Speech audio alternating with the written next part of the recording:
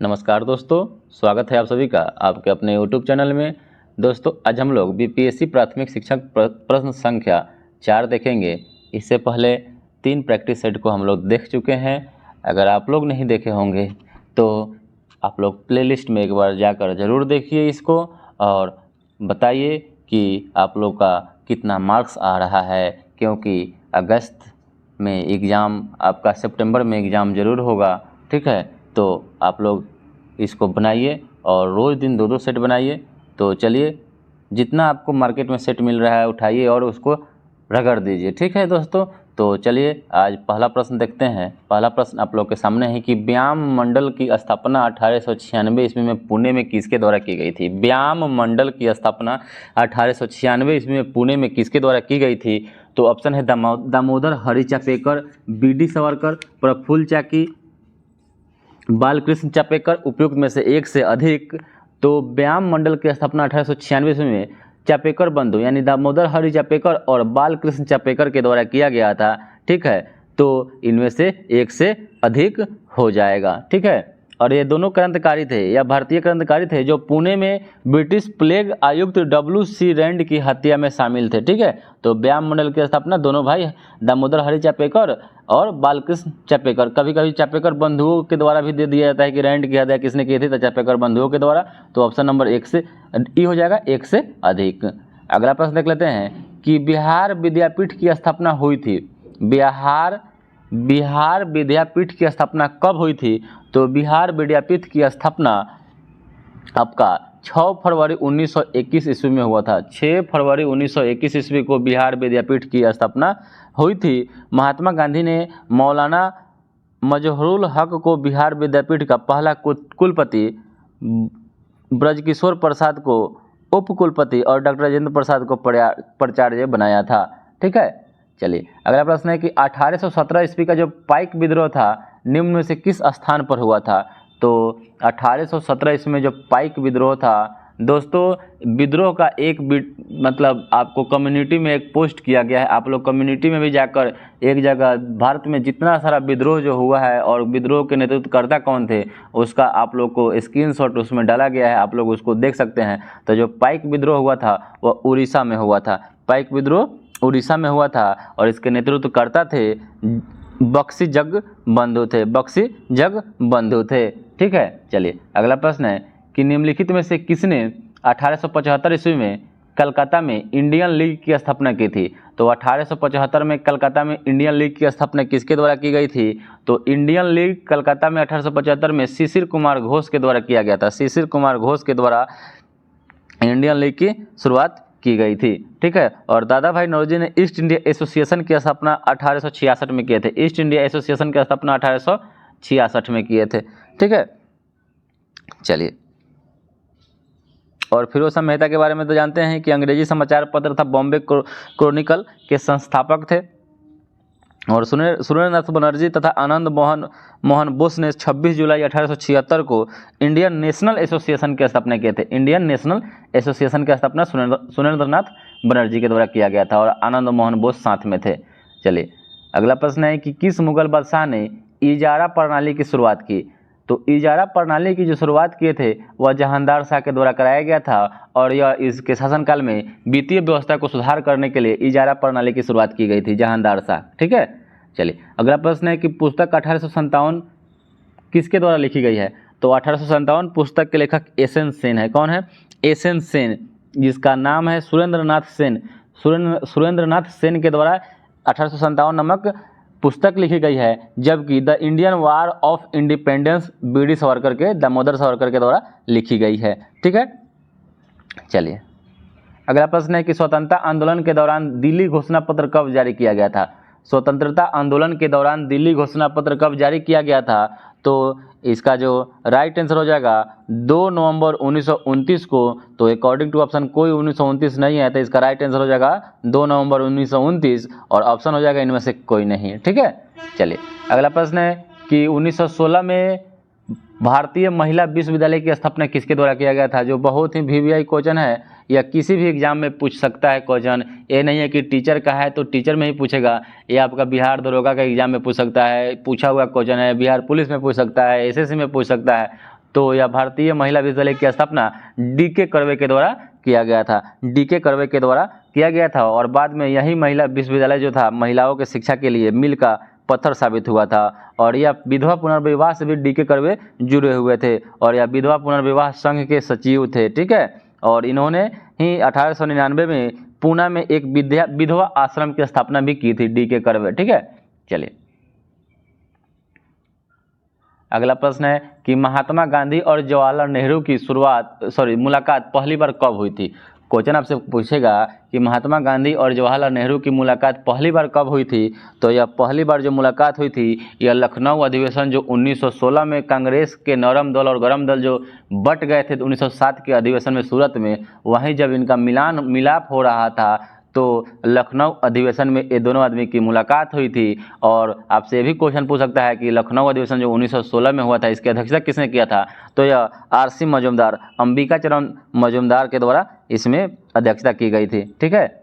चलिए अगला प्रश्न है कि इंडिया डिवाइडेड पुस्तक किसके द्वारा लिखी गई है या किसने लिखी है। तो इंडिया डिवाइडेड पुस्तक के लेखक डॉक्टर राजेंद्र प्रसाद है। कौन है? डॉक्टर राजेंद्र प्रसाद के द्वारा इंडिया डिवाइडेड नामक पुस्तक लिखी गई है। इंडिया डिवाइडेड नामक पुस्तक डॉक्टर राजेंद्र प्रसाद के द्वारा लिखी गई है। चलिए अगला प्रश्न है कि भारत के लिए पहला संवैधानिक सुधारों का श्वेत पत्र किसके द्वारा तैयार किया गया था। भारत के लिए पहला संवैधानिक सुधारों का श्वेत पत्र यानी व्हाइट पेपर किसके द्वारा तैयार किया गया था। तो श्वेत पत्र तो जानते हैं किसको कहते हैं, तो साइमन कमीशन, जिसका गठन 1927 में हुआ था और यह भारत 28 में आया था। और यह अपना जो रिपोर्ट जो था ना, यह अपना रिपोर्ट प्रस्तुत किया था वह 1930 में प्रस्तुत किया था, ठीक है। और आयोग के प्रस्तावों पर विचार करने के लिए ब्रिटिश सरकार ने ब्रिटिश और भारतीय रियासतों के प्रतिनिधित्व के लिए 3 गोलमेज सम्मेलन बुलाए थे। जो आप जानते हैं तीनों गोलमेज सम्मेलन, रैमजे मैकडॉनल्ड उस समय वहाँ के प्रधानमंत्री थे, ठीक है। और भारत के तरफ तीनों में भाग लिए थे भीमराव अंबेडकर और द्वितीय में महात्मा गांधी भाग लिए थे। और इसी समिति के सिफारिश को 1935 के अगले भारत सरकार जो अधिनियम आया उसमें शामिल किया गया, लेकिन उसमें कुछ परिवर्तन कर दिया गया, ठीक है। चलिए अगला प्रश्न है कि सहायक गठबंधन प्रणाली के उपयोग को किसने तैयार और परिपूर्ण किया था। तो सहायक गठबंधन प्रणाली के उपयोग को किसने तैयार और परिपूर्ण किया था। तो यह था लॉर्ड ब्लेजली ने तैयार किया था। और लॉर्ड ब्लेजली इसी सहायक गठबंधन प्रणाली के तहत अंग्रेज कंपनी शासन के अधीन कर लिया था कुछ राज्यों को, जो था हैदराबाद, मैसूर था, तंजौर था, अवध था, पेशवा था, सिंधिया था और गायकवाड़ था। ये सभी राज्यों को मिला लिया था, ठीक है। चलिए और अगला प्रश्न है कि हंटर कमीशन की रिपोर्ट में किस क्षेत्र पर विशेष बल दिया गया था। तो जो हंटर कमीशन था वह विशेष जो बल दिया गया था वह प्राथमिक शिक्षा पर दिया गया था, हंटर कमीशन। और आपसे कभी कभी क्वेश्चन ये भी पूछता है कि हंटर आयोग जो आया था, हंटर समिति आया था, वह किसके लिए था। जो हंटर कमीशन है तो हंटर आयोग हो जाएगा तो प्राथमिक शिक्षा के लिए। और हंटर समिति जो था वह आया था आपको किस लिए, वह जालियांवाला बाग हत्याकांड के जांच के लिए। ये भी आपसे क्वेश्चन पूछता है। तो हंटर कमीशन या हंटर आयोग जो था और प्राथमिक शिक्षा पर बल दिया गया था, और हंटर समिति जो था वह आपका जालियांवाला बाग हत्याकांड के जांच के लिए बैठा था। चलिए अगला प्रश्न है कि महात्मा गांधी द्वारा 109 अवज्ञा आंदोलन की शुरुआत कब की गई थी। जब दांडी मार्च हुआ था उसी समय 109 अवज्ञा आंदोलन 1930 ईस्वी में हुआ था। कब हुआ था? 1930 ईस्वी में। और असहयोग आंदोलन 1 अगस्त 1920 को शुरू हुआ था। चंपारण सत्याग्रह 1917 ईस्वी में हुआ था। भारत छोड़ो आंदोलन 1942 ईस्वी में हुआ था, ठीक है। चलिए अगला प्रश्न है कि दूसरे गोलमेज सम्मेलन के समय निम्नलिखित में से कौन भारत का वायसराय था।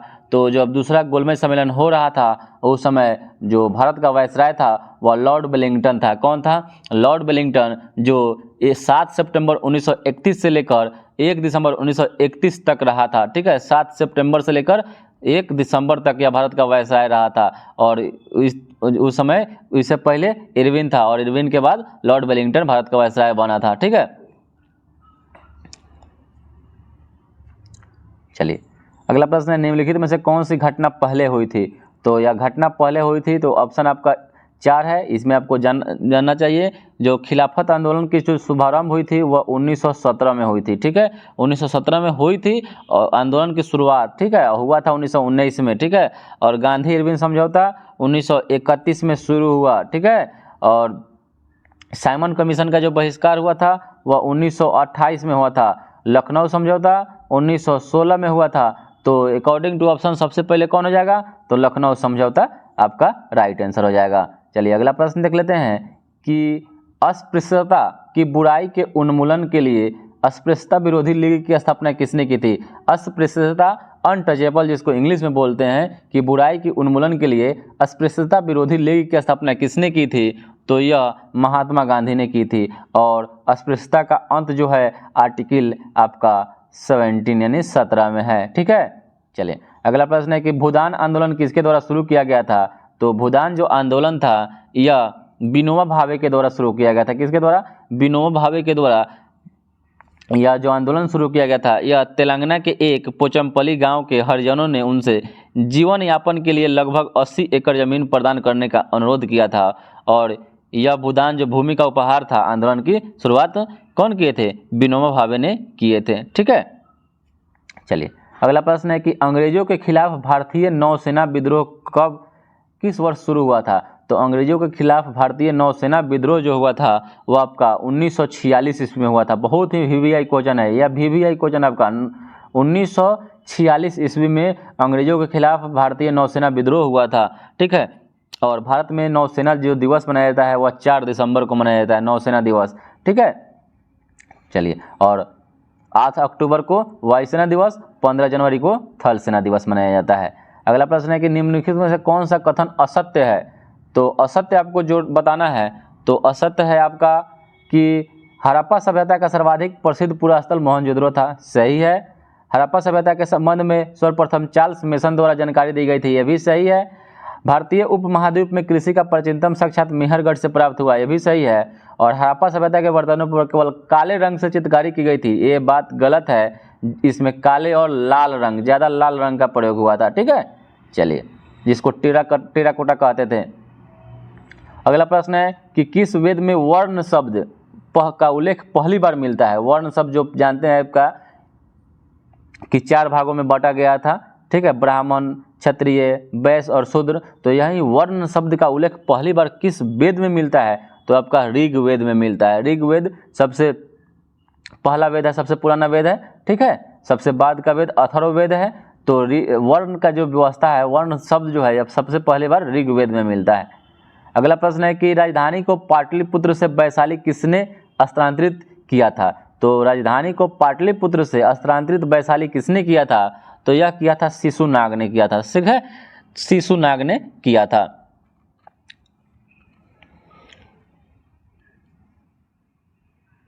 चलिए अगला प्रश्न है कि गुप्त काल के दौरान अदालतों की जो भाषा थी क्या थी। गुप्त काल के दौरान अदालतों की भाषा क्या थी, तो गुप्त काल के दौरान अदालत की जो भाषा थी वह संस्कृत थी। क्या थी, संस्कृत थी। चलिए अगला प्रश्न है कि हर्षवर्धन के बारे में कौन सा कथन गलत है।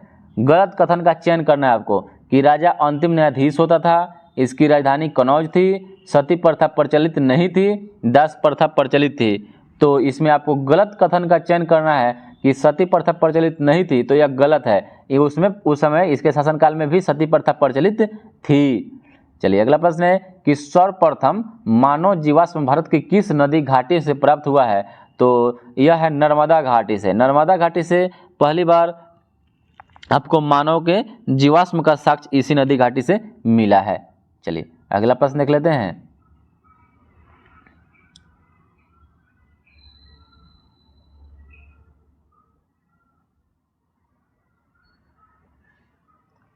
कि प्रसिद्ध नाटक मृच्छकटिकम किसके द्वारा लिखा गया है। तो बहुत ही इंपॉर्टेंट वीवीआई क्वेश्चन है कि मृच्छकटिकम या शूद्रक के द्वारा लिखा गया है। ठीक है, मृच्छकटिकम शूद्रक के द्वारा लिखा गया है। और जो शूद्रक का जो वास्तविक नाम था इंद्रगुप्त था। आपसे ये भी क्वेश्चन पूछ सकता है, इंद्रगुप्त, शूद्रक का जो वास्तविक नाम था वह इंद्रगुप्त था। वह पहली या दूसरी शताब्दी ईस्वी का एक अमीर राजा था। ठीक है, और यह शूद्रक नामक यह एक नाटक लिखे हैं। और यह शूद्रक 3 संस्कृत नाटकों के रचनाकार हैं। ठीक है, याद रखिएगा। मृच्छकटिकम में तो छोटी मिट्टी की गाड़ी के बारे में कहानी बताया गया है, एक वासवदत्ता है और एक पद्म प्रभृति का पुस्तक के भी लेखक या सुधरक है। अगला प्रश्न है कि गुजरात में चालुक्य वंश की स्थापना किसने की थी? तो गुजरात में चालुक्य वंश की जो स्थापना यह मूलराज प्रथम के द्वारा किया गया था। मूलराज प्रथम के द्वारा किया गया था चालुक्य वंश की स्थापना गुजरात में। और गुजरात में सोलंकी वंश के संस्थापक भी मूलराज प्रथम है, ठीक है। और इस राजवंश की स्थापना मूलराज प्रथम ने की थी। 942 से 996 ईस्वी तक शासन किया था, ठीक है। और यह गुजरात क्षेत्र पर ही शासन किया था। और राजधानी कहाँ था? तो अनहिलवाड़ा था। और भीमदेव प्रथम ने 1021 से 1063 ईस्वी तक लगभग 42 वर्ष तक भारत पर शासन किया था। और उसी के समय में प्रसिद्ध सोमनाथ मंदिर को मोहम्मद गजनवी ने लूट लिया था 1025 में। चलिए अगला प्रश्न, नैनार कौन थे? तो नैनार जो है ना यह शैव थे, यानी शिव के भक्त थे, शिव को मानने वाले को नैनार कहा जाता था। और आपको जो नैनार संतों की संख्या 63 बताई जाती है। 63 नैनार संतों की संख्या कितनी बताई जाती है? 63। और अलवार संतों जो विष्णु भगवान को मानते थे उनकी संख्या 12 बताई जाती है। ये सब क्वेश्चन आपको किताब में बहुत कम मिलेगा, ये बात आप याद रखिएगा। नैनार संतों की संख्या 63, अलवार के 12। चलिए अगला प्रश्न है कि निम्नलिखित में से किस सुल्तान ने जिल ए इलाही की उपाधि धारण की थी? निम्नलिखित में से किस सुल्तान ने जिल ए इलाही उपाधि धारण की थी? जिल ए इलाही की उपाधि धारण की थी। तो यह आपका उपाधि धारण करने वाला था बलबन, ठीक है। यह गुलाम वंश का शासक था। और यह तुर्कान चिहलगानी की भी स्थापना किया था, ठीक है। चलिए अगला प्रश्न है कि गुलाम वंश का अंतिम सुल्तान कौन था? तो गुलाम वंश का शासक कुतुबुद्दीन ऐबक था। और सबसे अंतिम जो शासक था वह कैकुबाद था। कौन था? कैकुबाद सबसे अंतिम शासक था। और गुलाम वंश कुतुबुद्दीन ऐबक के द्वारा स्थापित हुआ था 1206 ईस्वी में। और इसका जो शासन चला 1206 से 1290 ईस्वी तक चला था।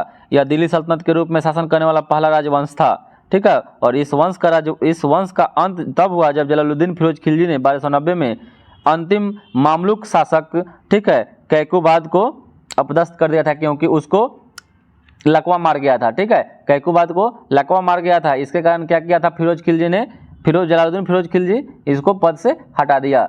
चलिए अगला प्रश्न है कि औरंगजेब के आदेश पर किस सिख गुरु को फांसी की सजा दी गई थी? तो औरंगजेब के आदेश पर सिखों के 9वें गुरु तेग बहादुर को फांसी की सजा दी गई थी, ठीक है। अगला प्रश्न है कि निम्नलिखित में से कौन सी घटना सबसे पहले हुई थी? तो निम्नलिखित में से सबसे पहले जो घटना हुई थी वह खनवा की लड़ाई हुई थी। और खनवा की जो लड़ाई हुई थी वह आपका 1527 ईस्वी में हुआ था, ठीक है। घाघरा की जो लड़ाई हुई थी वह 1529 ईस्वी में हुआ था, ठीक है। कनौज की जो लड़ाई हुई थी वह आपका 1540 ईस्वी में हुआ था। और चौसा 1539 ईस्वी में हुआ था। तो ऑप्शन नंबर ए जो हो जाएगा, खनवा की लड़ाई हुई थी। और जो खनवा का युद्ध 1527 में हुआ था वह बाबर और राणा सांगा के बीच में हुआ था, जिसमें बाबर जीत गया। घाघरा का युद्ध हुआ वो 1529 में बाबर और मोहम्मद लोदी के बीच हुआ, जिसमें बाबर विजयी हुआ। चौसा 1539 में हुमायूं और शेरशाह सूरी, जिसमें शेरशाह सूरी विजयी हुआ। और कनौज का युद्ध इसमें भी हुमायूं और शेरशाह सूरी, जिसमें शेरशाह सूरी विजयी हुआ था। चलिए अगला प्रश्न है कि दादा साहेब फाल्के अंतर्राष्ट्रीय फिल्म पुरस्कार समारोह 2023 में किस फिल्म को फिल्म ऑफ द ईयर चुना गया है? तो 2023 में दादा साहेब फाल्के अंतर्राष्ट्रीय फिल्म समारोह 2023 में किस फिल्म को फिल्म ऑफ द ईयर चुना गया है? तो यह चुना गया है आपको RRR, ठीक है, RRR को चुना गया है, RRR। और सर्वश्रेष्ठ film Kashmir files, film of the year RRR, best actor Ranbir Kapoor और बेस्ट एक्ट्रेस आलिया भट्ट, ठीक है। चलिए अगला प्रश्न है कि किस IIT संस्थान द्वारा समुद्र की लहरों से बिजली बनाने के लिए सिंधुजा नामक ओशियन वेव एनर्जी कन्वर्टर विकसित किया गया है? तो किस IIT संस्थान द्वारा समुद्र की लहरों से बिजली बनाने के लिए सिंधुजा नामक ओशियन वेव एनर्जी कन्वर्टर विकसित किया गया है? तो ये किया गया था IIT मद्रास ने समुद्र की लहरों से बिजली बनाने के लिए सिंधुजा नामक वेव एनर्जी किया है। तो IIT आपका मद्रास हो जाएगा, IIT मद्रास ने यह सिंधुजा नामक ओशियन वेव एनर्जी कन्वर्टर विकसित किया था। इसका राइट आंसर इनमें से कोई नहीं हो जाएगा। चलिए अगला प्रश्न है कि इनमें कौन सा उपग्रह नासा और इसरो द्वारा संचालित रूप से विकसित किया गया है। तो नासा और इसरो के द्वारा दोनों संयुक्त रूप से विकसित किया गया है। तो यह किया गया है आपका नासा और इसरो के द्वारा संयुक्त रूप से विकसित पृथ्वी अवलोकन उपग्रह निसार, NISAR निसार किया गया है। तो इनमें से कोई नहीं, ऑप्शन नंबर नहीं है तो इनमें से कोई नहीं हो जाएगा। चलिए अगला प्रश्न है कि भारत अंडर 19 महिला क्रिकेट टीम के फाइनल में किस टीम को हराकर T20 वर्ल्ड कप जीता है। तो भारत अंडर 19 महिला क्रिकेट टीम के फाइनल में किस टीम को, तो यह हो जाएगा आपको दक्षिण अफ्रीका को। और आईसीसी महिला अंडर 19 क्रिकेट विश्व कप 2023 का पहला जो संस्करण दक्षिण अफ्रीका में आयोजित किया गया था और भारत ने दक्षिण अफ्रीका में खेले गए आईसीसी अंडर 19 महिला T20 विश्व कप फाइनल में इंग्लैंड को, सॉरी इसका राइट आंसर हो जाएगा इंग्लैंड, इनमें से कोई नहीं हो जाएगा, इंग्लैंड को हराकर, इंग्लैंड को हराकर यह खिताब अपने नाम किया है। चलिए अगला प्रश्न है कि निम्न में से किसे वन्यजीव संरक्षण पुरस्कार 2023 दिया गया है। तो वन्यजीव संरक्षण पुरस्कार 2023 जो दिया गया है वह आपका आलिया मीर को दिया गया है। किसको दिया गया है? आलिया मीर को, जो जम्मू कश्मीर की रहने वाली है, जम्मू कश्मीर की रहने वाली आलिया मीर को वन्यजीव संरक्षण पुरस्कार 2023 दिया गया है। अगला प्रश्न है कि फरवरी 2023 में रक्षा क्षेत्र में एशिया के सबसे बड़े एयर शो एयरो इंडिया के 14वें संस्करण का आयोजन कहाँ किया गया। तो यह किया गया बेंगलुरु में। कहाँ किया गया? बेंगलुरु में किया गया है। अगला प्रश्न है कि जनवरी 2023 में चुनाव आयोग ने बिहार के स्टेट आइकॉन किसे नियुक्त किया है। तो जो बिहार के स्टेट आइकॉन जो नियुक्त किया है वह मैथिली ठाकुर को किया है। किसको? मैथिली ठाकुर को स्टेट आइकन के रूप में, ठीक है। और खादी का जो ब्रांड एम्बेसडर भी है यह मैथिली ठाकुर को ही बनाया गया है। अगला प्रश्न है कि बिहार का चौथा कृषि रोड मैप कब लागू किया गया। तो बिहार का चौथा कृषि रोड मैप कब से लागू किया गया। तो यह लागू किया गया है आपका 1 अप्रैल 2023 से, 1 अप्रैल 2023 से लागू किया गया है। 1 अप्रैल 2023 से चौथा कृषि रोड मैप लागू किया गया है। अगला प्रश्न है कि फरवरी 2023 में किस देश ने भीषण ऊर्जा संकट के बीच में राष्ट्रीय आपदा घोषित किया है। बहुत ही VVI क्वेश्चन है आपका, डबल स्टार लगा लीजिएगा। तो फरवरी 2023 में किस देश ने भीषण ऊर्जा संकट के बीच में राष्ट्रीय आपदा घोषित कर दिया। तो यह कर दिया है दक्षिण अफ्रीका। कौन कर दिया है? दक्षिण अफ्रीका कर दिया है। और वहाँ के जो राष्ट्रपति हैं कौन है? Cyril Ramaphosa. सिरिल रामाफोसा ने यह आपका राष्ट्रीय आपदा के रूप में घोषित कर दिया है। आपका अगला प्रश्न देखते हैं कि भारत का दूसरा एवं बिहार का पहला वानिकी कॉलेज किस जिला में खोला गया है। तो भारत का दूसरा और बिहार का पहला वानिकी कॉलेज जो खोला गया है वह आपका मुंगेर जिला में खोला गया है। कहाँ खोला गया है? मुंगेर जिला में खोला गया है। अगला प्रश्न है कि नीति आयोग द्वारा भारत में पहली बार आकलित बहुआयामी निर्धनता के संदर्भ में देश के किस राज्य में बहुआयामी निर्धनता का स्तर सर्वाधिक है। तो यह कोई दूसरा हो सकता है या बिहार हो सकता है, ठीक है। चलिए अगला प्रश्न है कि शिक्षा के विकास के लिए विश्व का सर्वोत्तम सम्मान ईदान आपका ईदान पुरस्कार 2022 किसे प्रदान किया गया है।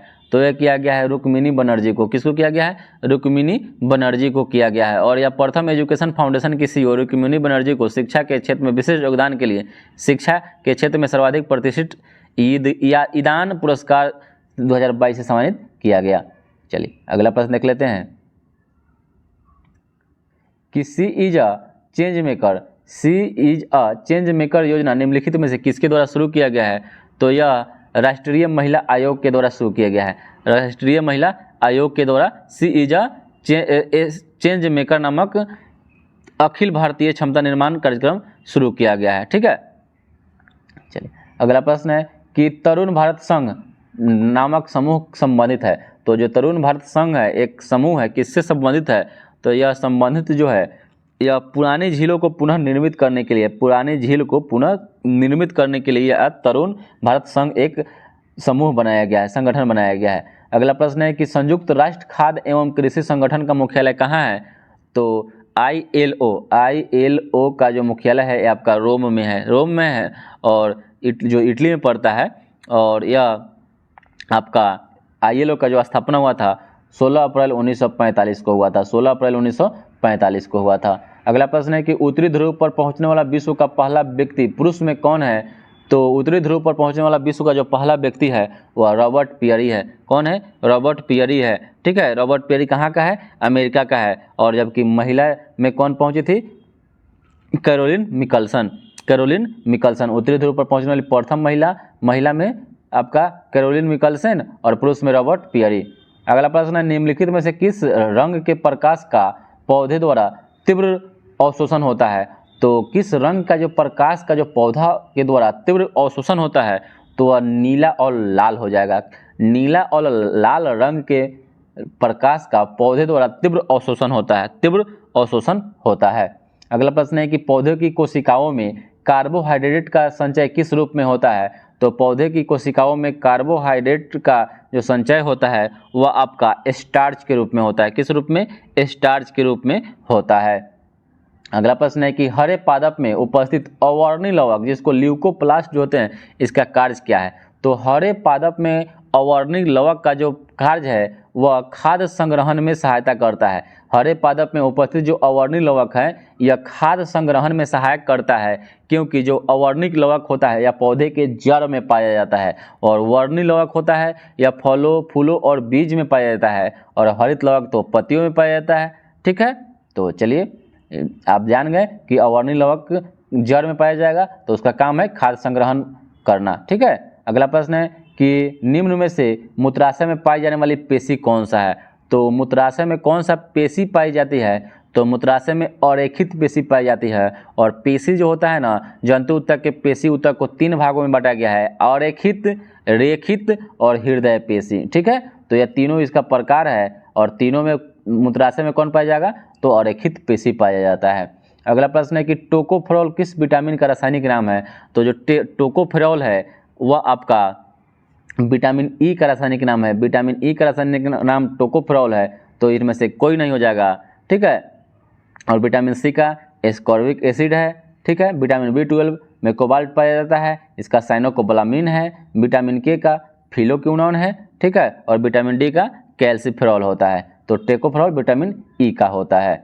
चलिए अगला प्रश्न है कि एड्स जो रोग होता है किसके कारण होता है? एड्स रोग जो होता है HIV वायरस के कारण होता है। ठीक है, HIV वायरस के कारण एड्स हो जाता है। एड्स का फुल फॉर्म पर से आपसे पूछ सकता है कि एक्वायर्ड इम्यूनो डिफेंसी सिंड्रोम होता है और HIV का होता है ह्यूमन इम्यूनो वायरस होता है। ठीक है, चलिए अगला प्रश्न है कि मनुष्य की आमाशय की दीवार से स्रावित जो कौन सा रस होता है, या जो कौन सा रस ही पूछता है आपसे, तो मनुष्य की जो आमाशय की दीवार से जो स्रावित होती है वो आपका जठर रस होता है। ठीक है, तो मनुष्य की आमाशय की दीवार से जठर रस स्रावित होता है और जठर रस में क्या पाया जाता है? तो HCl पाया जाता है, पेप्सिनोजिन पाया जाता है, रेनिन पाया जाता है, लाइपेज पाया जाता है। ठीक है, चलिए अगला प्रश्न है कि वृक्क यानी किडनी की रचनात्मक और क्रियात्मक इकाई को क्या कहते हैं या उसका क्या है? तो वृक्क की रचनात्मक और क्रियात्मक इकाई जो होता है वो नेफ्रॉन होता है और न्यूरॉन तो तंत्र का होता है। ठीक है, तो वृक्क की रचनात्मक और क्रियात्मक इकाई नेफ्रॉन है और प्रत्येक वृक्क में 10 लाख नेफ्रॉन होता है। ठीक है, और न्यूरॉन सबसे लंबी कोशिका है एवं कोशिका सजीव के रचनात्मक और क्रियात्मक इकाई होती है। ठीक है, चलिए अगला प्रश्न है, और कोशिकाओं के समूह को ऊतक कहते हैं तो मालूम है। अगला प्रश्न है कि उड़ते हुए विमान की ऊंचाई किस यंत्र से मापी जाती है? उड़ते हुए विमान की ऊंचाई किस यंत्र से मापी जाती है? तो यह अल्टीमीटर से मापी जाती है। उड़ते हुए विमान की ऊंचाई अल्टीमीटर के द्वारा मापी जाती है। ठीक है, आमीटर से विद्युत धारा की तीव्रता, बैरोमीटर से वायुमंडलीय दाब और आपका कैलोरीमीटर से ऊष्मा की मात्रा। जो आपसे क्वेश्चन पूछता है कि कैलोरीमीटर किसका बना होता है, तो यह तांबा का बना होता है। ठीक है, चलिए अगला प्रश्न है कि ऊर्जा संरक्षण का सिद्धांत का क्या अर्थ है? तो ऊर्जा संरक्षण के सिद्धांत का अर्थ है ऊर्जा का ना तो सृजन किया जा सकता है और न ही विनाश हो सकता है। तो ऑप्शन नंबर डी हो जाएगा, ना सृजन किया जा सकता है और न ही विनाश किया जा सकता है। एक रूप से दूसरे रूप में रूपांतरण हो सकता है। अगला प्रश्न है कि डिग्री सेल्सियस तथा फ़ारेनहाइट स्केल के मध्य संबंध क्या होता है? तो जो मध्य संबंध होता है C/5 = F - 32/9। ठीक है, तो यह इसका right answer option number C हो जाएगा। अगला प्रश्न है कि वायु दाब मापी के पाठ्यांक में अचानक जो गिरावट होगा वह किसका संकेत होता है? तो वायु दाब की मापी के पाठ्यांक में अचानक अगर गिरावट होगा तो तूफानी मौसम का होगा। किसका होगा? तूफानी मौसम का होगा। अगला प्रश्न है कि ध्वनि की चाल का विभिन्न माध्यमों में अवरोही क्रम क्या है? तो ध्वनि की चाल का विभिन्न माध्यमों में अवरोही क्रम जो होता है वो आपका, तो ध्वनि की चाल तो पहले ठोस माध्यम होगा, ध्वनि की चाल ठोस में सबसे ज़्यादा, उसके बाद द्रव होगा, उसके बाद सबसे कम गैस में होगा। तो इसका ऑप्शन नंबर जो सी हो जाएगा राइट आंसर हो जाएगा। ठीक है, चलिए अगला प्रश्न है कि विद्युत का उत्तम चालक कौन होता है। विद्युत का जो उत्तम चालक होता है वह चांदी होता है। कौन होता है? चांदी होता है। और जो चांदी की प्रतिरोधकता सबसे कम होती है, कितना होती है? तो चांदी की जो प्रतिरोधकता होती है 1.6 गुना 10⁻⁻8 होती है। ठीक है, 10⁻⁻8 होती है। चलिए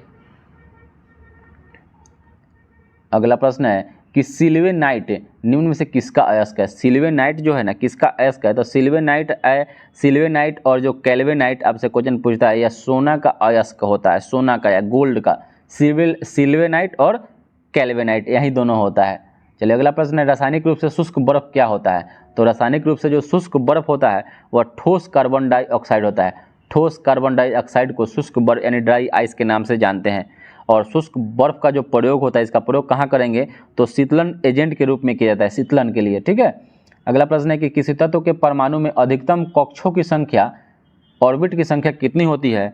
तो किसी तत्व के परमाणु में अधिकतम कक्षों की संख्या जो होती है ना वह 7 होती है। ऑर्बिट की संख्या, किसी तत्व के परमाणु में अधिकतम कक्षों की संख्या 7 होती है। और इन कक्षों में इलेक्ट्रॉनों को ऊर्जा के बढ़ते क्रम में सजाया जाता है। ठीक है, और किसी कक्ष में उपस्थित इलेक्ट्रॉनों की संख्या को 2n² द्वारा प्रदर्शित किया जाता है, जहां n होता है कक्षा की संख्या होता है तथा ऊर्जा स्तर को प्रदर्शित करता है। ठीक है, चलिए अगला प्रश्न है कि सभी निष्क्रिय गैस की संयोजकता कितनी होती है। तो निष्क्रिय गैस 6 है जिसकी संयोजकता 0 होती है। ठीक है, निष्क्रिय गैस 6 होती है क्योंकि सभी निष्क्रिय गैसों की जो संयोजकता 0 होती है, क्योंकि निष्क्रिय गैसों के सबसे बाहरी कक्षा में इलेक्ट्रॉनों की संख्या 8 होती है। अर्थात सभी निष्क्रिय गैस का जो अष्टक नियम होता है वह पूर्ण होता है। इसी कारण उसका जो हो जाता है क्या, संयोजकता 0 हो जाती है। अगला प्रश्न है कि मधुमक्खियों एवं चींटियों के डंक में कौन सा अम्ल पाया जाता है। तो मधुमक्खी और चींटियों के डंक में आपका क्या पाया जाता है? फॉर्मिक अम्ल पाया जाता है। और फॉर्मिक अम्ल ऑप्शन में एक एस्कॉर्बिक साइट्रिक ऑक्जेलिक है, ऑप्शन में नहीं है, तो इनका राइट आंसर हो जाएगा इनमें से कोई नहीं, क्योंकि मधुमक्खी और चींटियों के डंक में फॉर्मिक अम्ल पाया जाता है। क्या पाया जाता है? फॉर्मिक अम्ल। ठीक है, एस्कॉर्बिक एसिड पाया जाता है आंवला, संतरा, अनानास में। ठीक है, ऑक्जेलिक अम्ल जो पाया जाता है या टमाटर में पाया जाता है, पालक में पाया जाता है। और एसिटिक अम्ल जो पाया जाता है वो आपका सिरका में पाया जाता है। चलिए, और सिट्रिक अम्ल भी तो नींबू संतरा में पाया जाता है।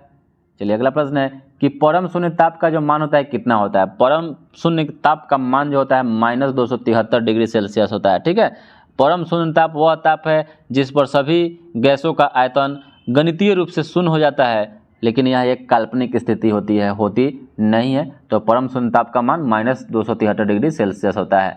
अगला प्रश्न है कि मोनोजाइट किस धातु का अयस्क है। मोनोजाइट किस धातु का अयस्क है। तो यह थोरियम का अयस्क है। किसका है? थोरियम का अयस्क है। और कैल्शियम का जो अयस्क होता है डोलोमाइट है, कैल्साइट है, जिप्सम है। ठीक है, कॉपर का क्या हो जाएगा? कॉपर ग्लांस हो जाता है, क्यूप्राइट हो जाता है, आयरन का हेमेटाइट, लिमोनाइट, मैग्नेटाइट, सीडेराइट हो जाता है, और मोनोजाइट थोरियम का। अगला प्रश्न है कि निम्न में से रोल गोल्ड का संगठन बताइए, यानी रोल गोल्ड किसका किसका मिश्रण होता है। तो रोल गोल्ड जो होता है ना तांबा और एल्युमिनियम का होता है। रोल गोल्ड तांबा और एल्युमिनियम का होता है। ऑप्शन नंबर सी हो जाएगा, तांबा जिसमें 90, एल्युमिनियम 10% के अनुपात में होता है। अगला प्रश्न है कि ब्यूटेन का रासायनिक सूत्र क्या होता है। तो meth, eth, prop, but, pent, hex, hept, oct, non, deck.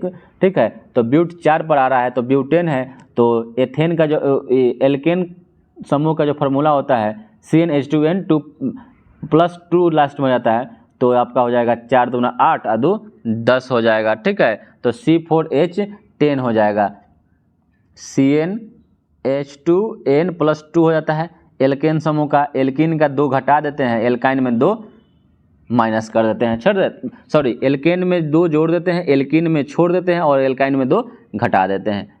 चलिए अगला प्रश्न है कि वाक एवं अभिव्यक्ति की स्वतंत्रता के अंतर्गत निम्न में से कौन सा शामिल है। तो वाक और अभिव्यक्ति की स्वतंत्रता के अंतर्गत जो है आपका प्रेस की स्वतंत्रता भी है, प्रदर्शन एवं विरोध का अधिकार भी है। ठीक है, और मौन रहने की स्वतंत्रता है, जबकि हड़ताल करने की स्वतंत्रता नहीं है। तो इसका ऑप्शन नंबर डी हो जाएगा, 1, 2 और 3 स्वतंत्रता है प्रेस की, प्रदर्शन और विरोध का है, मौन रहने की स्वतंत्रता है लेकिन हड़ताल करने का स्वतंत्रता वाक्य में नहीं आता है। चलिए अगला प्रश्न है कि संविधान के किस अनुच्छेद में यह वर्णित किया गया है कि राज्य न्यायपालिका को कार्यपालिका से पृथक हो जाएगा या कर देगा? तो यह अनुच्छेद 50 में। अनुच्छेद 50 में कार्यपालिका का न्यायपालिका से अलगाव है। चलिए अगला प्रश्न है कि भारत में आम चुनाव किस सिद्धांत पर आधारित है? तो भारत में जो आम चुनाव होता है वह किस सिद्धांत पर आधारित है? तो यह है, भारत में आम चुनाव सार्वभौमिक वयस्क मताधिकार के आधार पर प्रादेशिक प्रतिनिधित्व प्रणाली पर आधारित है, यानी प्रादेशिक प्रतिनिधित्व पर आधारित है। अगला प्रश्न है कि राज्य सरकार के संबंध में स्थानीय सरकार किसका उपयोग करती है? राज्य सरकार के संबंध में स्थानीय सरकार किसका प्रयोग करती है? तो यह प्रयोग करती है प्रत्यायोजित प्राधिकार का, प्राधिकार का उपयोग करती है या प्रयोग करती है। भारतीय संविधान की समवर्ती सूची जो है यह किस देश के संविधान से लिया गया है? तो यह ऑस्ट्रेलिया के संविधान से संविधान की समवर्ती सूची की अवधारणा ली गई है, ठीक है। और वर्तमान जो समवर्ती सूची है उसमें 52 विषय है। कितना विषय है? 52 विषय है समवर्ती सूची में, ठीक है। चलें अगला प्रश्न है कि निम्न में से किसे विधि के समक्ष समानता से छूट प्रदान की गई है? तो यह राष्ट्रपति, केवल एक व्यक्ति हैं राष्ट्रपति, ठीक है। अगला प्रश्न है कि भारत में सूचना का अधिकार अधिनियम कब अधिनियमित हो गया? तो सूचना का जो अधिकार अधिनियमित हो गया वह 15 जून 2005, ठीक है, 15 जून 2005 सबसे पहले राजस्थान से। अगला प्रश्न है कि संयुक्त राष्ट्र सभा के अनुसार बाल अधिकार के अंतर्गत निम्नलिखित में से कौन सा अधिकार नहीं आता है? तो बाल अधिकार के अंतर्गत कौन सा अधिकार नहीं आएगा? तो बाल अधिकार के अंतर्गत आपका ऑप्शन नंबर डी जो हो जाएगा, विवाह नहीं आएगा, क्योंकि शिक्षा आना चाहिए, पेयजल आना चाहिए, समुचित जीवन स्तर आना चाहिए, ठीक है। विवाह बाल अधिकार के अंतर्गत नहीं आता 18 वर्ष के बाद। अगला प्रश्न है निम्न में से किस पंचवर्षीय योजना में गरीबी उन्मूलन तथा आत्मनिर्भरता पर बल दिया गया था? तो 5वीं पंचवर्षीय योजना पर। 5वीं पंचवर्षीय योजना गरीबी हटाओ को उसी में इंदिरा गांधी के द्वारा दिया गया था, जो 74 से 79 तक चला था। 1974 से 79 तक चला था 5वीं पंचवर्षीय योजना। अगला प्रश्न है कि लघु उद्योगों के लिए उच्चतम वित्त निकाय कौन सी है? तो लघु उद्योगों के लिए उच्चतम वित्त जो निकाय है वह आपका सिडबी है। कौन है? सिडबी है। और इसका जो मुख्यालय है लखनऊ में है। कहाँ है? लखनऊ में है, ठीक है। और इसकी जो स्थापना हुई थी वह 1990 में की गई थी। सिडबी की स्थापना 1990 में की गई थी। चलिए अगला प्रश्न है कि बिहार सरकार द्वारा प्रस्तावित बजट 2023-24 में सर्वाधिक जो खर्च है किस मद पर किया जाएगा? तो जो सर्वाधिक जो खर्च है वह निम्नलिखित में से किस मद पर किया जाएगा? तो शिक्षा पर सर्वाधिक खर्च किया जाएगा, ठीक है। चलिए अगला प्रश्न है निम्नलिखित में से कौन सी जलधारा प्रशांत महासागर की ठंडी जलधारा है? तो प्रशांत महासागर की ठंडी जलधारा अकॉर्डिंग टू ऑप्शन हम्बोल्ट जो जलधारा है यह प्रशांत महासागर की ठंडी जलधारा है, जबकि बेंगुएला, फॉकलैंड और लेब्राडोर यह अटलांटिक महासागर के है। तीनों अटलांटिक महासागर की है, ठंडी जलधारा है। अगला प्रश्न है कि भारत में धारणीय विकास के दृष्टिकोण से विद्युत उत्पाद का सबसे अच्छा स्रोत कौन सा है? तो विद्युत उत्पाद का सबसे अच्छा स्रोत अकॉर्डिंग टू ऑप्शन जल विद्युत है। जल विद्युत सबसे अच्छा है, ठीक है। कोयला तो महंगा पड़ता है लेकिन जल विद्युत सस्ता है और सबसे अच्छा भी है। अगला प्रश्न है कि जनगणना 2011 के अनुसार भारत में दशकीय वृद्धि दर कितनी थी? तो यह थी आपका 17.7%। 17.7% भारत में दशकीय वृद्धि दर थी। अगला प्रश्न है कि निम्न में से किस एक के उत्पादन में भारत विश्व में अग्रणी है? तो विश्व में अग्रणी है आपका दूध के उत्पादन में। निम्नलिखित में से मछली, अंडा, मांस, दूध। तो दूध के उत्पादन में भारत प्रथम स्थान रखता है, जबकि मछली के उत्पादन में दूसरा, सेकंड नंबर, अंडा के उत्पादन में तीसरा और मांस के उत्पादन में 5वां स्थान आता है भारत का।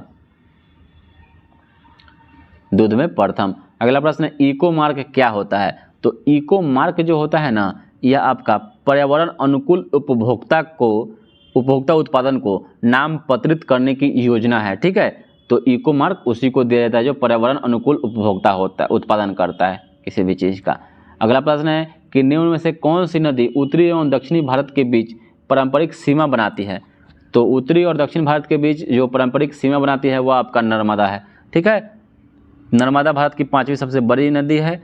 इसका जो उद्गम स्थल है अमरकंटक की पहाड़ी है और यह उत्तर में विंध्याचल पर्वत और दक्षिण में सतपुड़ा की पहाड़ी के बीच प्रवाहित होती है। इसी कारण नर्मदा को उत्तर एवं दक्षिण भारत के बीच की पारंपरिक रेखा माना जाता है। चलिए अगला प्रश्न है कि भारत का वह कौन सा स्थान है जहां बंगाल की खाड़ी, अरब सागर तथा हिंद महासागर मिलते हैं? तो यह आपका एक ही है, कन्याकुमारी। ठीक है, भारत के मुख्य भूमि के दक्षिणी छोर पर स्थित कन्याकुमारी वह स्थान है जहां बंगाल की खाड़ी, अरब सागर और हिंद महासागर मिलते हैं, और यह कन्याकुमारी भारतीय राज्य तमिलनाडु में स्थित है। अगला प्रश्न है निम्नलिखित में कौन सा सुमेलित नहीं है? तो सुमेलित आपको नहीं है तो जो ऑप्शन नंबर नाथुला जो दर्रा है या अरुणाचल प्रदेश में, तो यही आपका गलत हो जाएगा। नाथुला जो है सिक्किम में है। कहाँ है? सिक्किम में है। सिक्किम में नाथुला दर्रा सिक्किम में है। लिपुलेख उत्तराखंड में, रोहतांग हिमाचल प्रदेश में है, पालघाट केरल में है। ठीक है, तो गलत आपका पहला ऑप्शन नंबर हो जाएगा। अगला प्रश्न है कि भारत के निम्नलिखित राज्यों में किसकी तट रेखा सबसे लंबी है? तो सबसे लंबी तट रेखा वाला राज्य गुजरात है। ठीक है, और सेकंड नंबर जो स्थान आता है वह आंध्र प्रदेश का आता है। सेकंड स्थान आंध्र प्रदेश का आता है। ठीक है, और सबसे कम जो तट रेखा वाला लंबाई वाला राज्य है वो आपका गोवा है। ठीक है, गोवा है। अगला प्रश्न है कि निम्नलिखित नदियों में से किसको दक्षिण की गंगा कहा जाता है? तो दक्षिण की गंगा कावेरी को कहा जाता है। दक्षिण की गंगा, और दक्षिण भारत की गंगा हो जाएगा, दक्षिण भारत की गंगा गोदावरी को कहा जाता है। बृहद गंगा गोदावरी को कहा जाता है। ठीक है, और प्रायद्वीपीय भारत की सबसे लंबी नदी भी गोदावरी को कहा जाता है। अगला प्रश्न है कि निम्नलिखित में से कौन सी फसल मृदा को नाइट्रोजन से भरपूर कर देगी? तो ऑप्शन नंबर आलू है, सोरघम है, सूरजमुखी है, मटर। तो यह दलहनी पौधा जो होता है वो नाइट्रोजन का स्थिरीकरण करता है। तो ऑप्शन नंबर जो हो जाएगा डी, मटर। अगला प्रश्न है संसार का सबसे बड़ा मरुस्थल कौन सा है? तो संसार का सबसे बड़ा जो मरुस्थल है वो सहारा मरुस्थल है। ठीक है, सहारा मरुस्थल उत्तरी अफ्रीका में पड़ता है। ठीक है, 84 लाख वर्ग किलोमीटर के क्षेत्रफल में फैला हुआ है, और यह संसार का सबसे बड़ा उष्ण मरुस्थल है। अगला प्रश्न है निम्नलिखित में से किस देश में पंपास घास का मैदान है? तो पंपास जो घास का मैदान है वह अर्जेंटीना में पड़ता है। ठीक है, अर्जेंटीना के ब्यूनस आयर्स, ला लंपा, सांता फे कोबाडा प्रांत में, कोडरवा प्रांत में विस्तृत है। ठीक है, अगला प्रश्न है कि जैव विविधता के संदर्भ में भारत में निम्नलिखित में से कौन सा क्षेत्र हॉट स्पॉट माना जाता है? तो भारत में निम्नलिखित में से जैव विविधता के क्षेत्र में अंडमान निकोबार, गंगा मैदान, मध्य भारत, उपयुक्त में कोई नहीं, एक से अधिक। तो जो अंडमान निकोबार द्वीप समूह है यह आपका हॉट स्पॉट क्षेत्र माना जाता है। और हॉट स्पॉट शब्द का जो सर्वप्रथम प्रयोग किया था ना, नॉर्मन मायर्स के द्वारा किया गया था। नॉर्मन मायर्स के द्वारा किया गया था, या 1998 में किया गया था। आपसे क्वेश्चन पूछ सकता है। ठीक है, और हॉट स्पॉट ऐसे स्थान को कहा जाता है जहां पर प्रजातियों की प्रचुरता तथा स्थानिक प्रजातियों की अधिकता पाई जाती है, लेकिन साथ ही इन जीव जातियों के अस्तित्व पर निरंतर संकट बना हुआ है, उसी को हॉट स्पॉट माना जाता है। अगला प्रश्न है निम्नलिखित महाद्वीपों में किस देशों की संख्या सर्वाधिक है? तो सबसे ज़्यादा अफ्रीका महादेश में है, 54 देश है। ठीक है, अफ्रीका में 54 देश है। एशिया में आपका 48 देश है। यूरोप में 49 देश है। ठीक है, और दक्षिणी अमेरिका में 12 देश है। उत्तरी अमेरिका में 23 देश है। ठीक है, और ओशनिया में 14 देश है। अगला प्रश्न निम्नलिखित वृक्षों में कौन पारिस्थितिकी का मित्र नहीं है? तो यूकेलिप्टस को पारिस्थितिकी का दुश्मन कहा जाता है। ठीक है, क्योंकि यह जहाँ भी जिस स्थान पर भी रहता है वहाँ पर जल स्तर जो होता है ना बहुत नीचे चला जाता है, इसीलिए यह पारिस्थितिकी का मित्र नहीं माना जाता है, इसको दुश्मन माना जाता है। आतंकवादी वृक्ष भी इसको कहा जाता है। ठीक है, अगला प्रश्न है निम्नलिखित में से ऊर्जा में कौन सी जैविक मात्रा में सर्वाधिक उपयोग की जाती है? तो जैविक मात्रा में सर्वाधिक उपयोग किया जाएगा आपका सौर ऊर्जा। ठीक है, अगला प्रश्न है कि निम्नलिखित ईंधनों में से कौन न्यूनतम पर्यावरणीय प्रदूषण उत्पन्न करता है?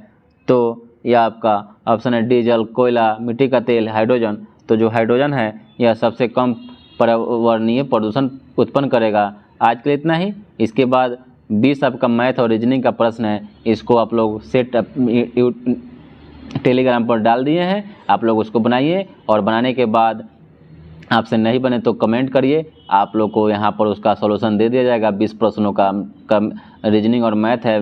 ठीक है, और 100 प्रश्नों का या जीके और जीएस का और करंट अफेयर्स का या सेट देखिए, और आप लोग बताइए कमेंट करके आप लोग का कितना नंबर आ रहा है और तैयारी आप लोग का कैसा चल रहा है। क्योंकि 80 तक आप लोग इसको कम से कम 80 स्कोर आपका जो आएगा 80-90, ये आपका सेफ स्कोर होगा। ठीक है दोस्तों, तो चलिए आज के लिए इतना ही। कमेंट में ज़रूर बताइएगा दोस्तों कि आप लोगों को वीडियो कैसा लगा, क्योंकि आप लोग कमेंट नहीं करते हैं। कमेंट और लाइक ज़रूर कीजिए दोस्तों, और कमेंट में बताइए कि आप लोगों को यह वीडियो कैसा लग रहा है और यह सीरीज़ कैसा लग रहा है, क्योंकि अभी भी समय है, 4 सेट हो चुका है, अभी 11 सेट बाकी है। आप लोग कमेंट अच्छा कीजिएगा तो 11 सेट 11 दिन के अंदर में करा दिया जाएगा। ठीक है, चलिए।